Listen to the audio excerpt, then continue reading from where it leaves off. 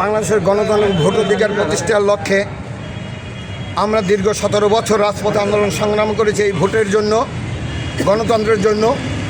সেই ভোটাধিকারকে আমার ভোট আমি দেবো, যাকে খুশি তাকে দেবো, এই স্লোগানকে সামনে রেখে আমরা আন্দোলন সংগ্রাম করেছি।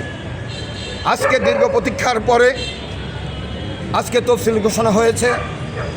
এই প্রধান নির্বাচন কমিশন সিএসিকে আমরা ধন্যবাদ জানিয়ে আমরা তাৎক্ষণিকভাবে একটি মিছিল করেছি।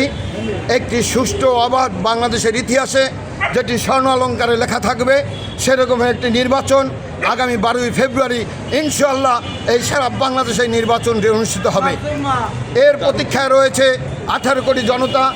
যে সময় আমরা দেখেছি দিনের ভোট রাতে নিয়ে গিয়েছে, ভোট ডাকাতি করে দীর্ঘ 17টি বছর ফ্যাসিস্ট হাসিনা কর্তৃক একনায়কতান্ত্রিকভাবে দেশ পরিচালনা হয়েছে। সেখান থেকে আমরা ছাত্র জনতার আন্দোলনের নামে আমরা আন্দোলন করে এই গণতন্ত্রকে বিজয় করে আজকে একটি উপদেষ্টা সরকার মণ্ডলীর মাধ্যমে সিইসি প্রধান নির্বাচন কমিশনের মাধ্যমে আগামী 12ই ফেব্রুয়ারি নির্বাচনের ঘোষণা দিয়েছেন।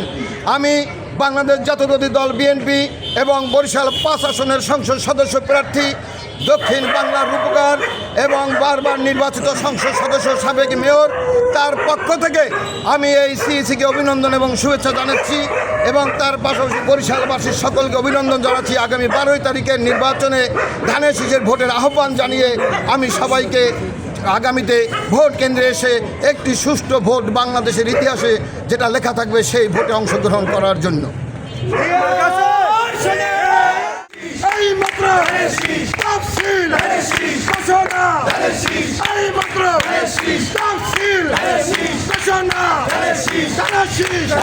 ঘোষণা